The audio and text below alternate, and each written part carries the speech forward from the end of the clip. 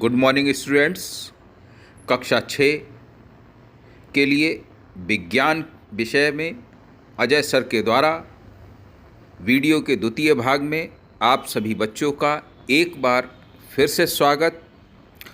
आइए, जो पिछला सवाल छूट गया था, आपकी पाठ्य पुस्तक आओ समझें विज्ञान पाठ 11 मापन के प्रश्न संख्या 9 को आज इसमें देखेंगे कि कैसे इसको हल करें। प्रश्न संख्या 9 इस प्रकार है। एक कमरे की लंबाई, चौड़ाई, ऊंचाई क्रमशः 8 मीटर, 6 मीटर और 2 मीटर हैं। इनका आयतन घन मीटर तथा घन सेंटीमीटर में ज्ञात करना है बच्चों। तो आपको मालूम है कि मीटर क्यूब में और सेंटीमीटर क्यूब में इसका आंसर हमें ज्ञात करना है।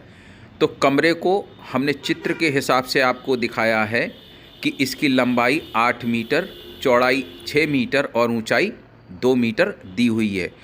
अब आपको आयतन का सूत्र इसमें मालूम है कि लंबाई गुणा चौड़ाई गुणा ऊंचाई, जब हम गुणा कर देते हैं तो आयतन प्राप्त हो जाता है।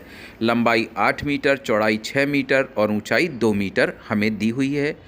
आंकिक जो चीज़ें हैं 8 गुणा 6 गुणा 6 2 को हमने एक जगह रख लिया और मीटर गुणा मीटर को हमने एक साथ लिख लिया।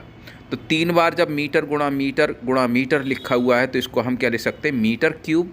और 8 गुणा 6 गुणा 2 का जो जवाब आएगा वो 96।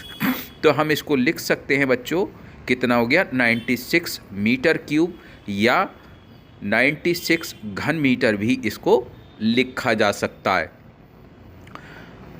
तो इस प्रकार आपने इसका आयतन घन मीटर में निकाल लिया। अब आपको ये पता है कि इसका जो जवाब हमें देना है घन सेंटीमीटर में देखना है। तो आपको ये पता होना चाहिए कि 1 मीटर 100 सेंटीमीटर के बराबर होता है। तो इसलिए 96 मीटर क्यूब का मतलब क्या हुआ, 96 गुणा मीटर गुणा मीटर गुणा मीटर, 3 बार मीटर लिखा जाएगा। इसको हम ऐसे भी लिख सकते हैं 96 गुणा 1 मीटर गुणा 1 मीटर गुणा 1 मीटर। इसको 1 मीटर में हमने आपको बताया 100 सेंटीमीटर होते हैं। तो 96 गुणा 100 सेंटीमीटर, 100 सेंटीमीटर गुणा 100 सेंटीमीटर, इस प्रकार आप इसको लिख सकते हैं। यानी 96 गुणा 100 सेंटीमीटर गुणा 100 सेंटीमीटर गुणा 100 सेंटीमीटर। अब आपने इसके आंकिक मान को अलग कर लिया। 96 गुणा 100 और सेंटीमीटर गुणा सेंटीमीटर को ऊपर की तरह फिर एक साथ लिख लिया, सेंटीमीटर गुणा सेंटीमीटर गुणा सेंटीमीटर।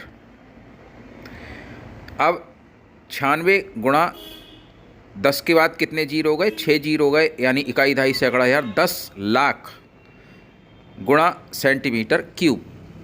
तो 96 लाख सेंटीमीटर क्यूब इसका आंसर आ गया। या इसको हम लिख सकते हैं 96 लाख घन सेंटीमीटर क्यूब।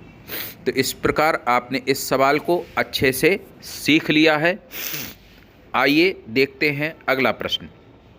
एक बर्तन की धारिता 24 लीटर, इसकी धारिता का मान घन सेंटीमीटर तथा घन मीटर में ज्ञात करना है। तो बर्तन की धारिता आपको दी है 24 लीटर में।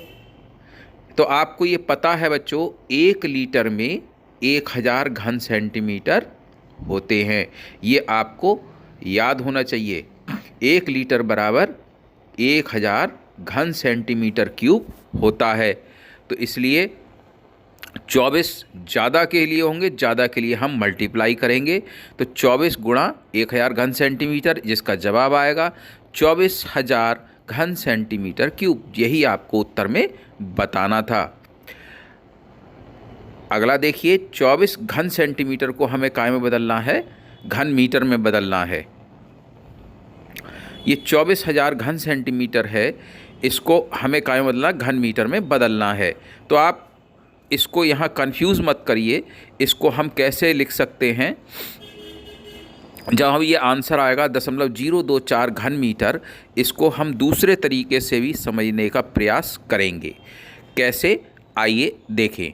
24,000 घन मीटर को हम क्या लिख सकते हैं, 24 गुणा 1 मीटर में कितना होता है बच्चों? 100 सेंटीमीटर होता है। तो इसलिए हम इसको क्या लिख सकते हैं, 1 मीटर क्यूब में क्या हो गया 100, 1 के बाद कितने होंगे 6 जीरो लगेंगे, यानी 10 लाख सेंटीमीटर क्यूब होगा। तो 24,000 क्या होगा, 24,000 घन सेंटीमीटर किसके बराबर होगा? इसको देखने के लिए क्या होगा, 24 गुणा इससे हम इसको मल्टीप्लाई करेंगे। आइए देखें। तो हम क्या लिख दें, हमारे पास था 24,000 घन सेंटीमीटर और नीचे भी हमने 3 जीरो बढ़ा दिए। तो अब ये 3 जीरो से 3 जीरो कट जाएंगे और आंसर हमारा कितना आएगा, 0.024 घन मीटर। वीडियो के माध्यम से सीखने के लिए आप सभी बच्चों का बहुत बहुत धन्यवाद। Thanks for learning, keep learning, keep watching. Thank you बच्चों, मिलते हैं अगले वीडियो में। Thank you.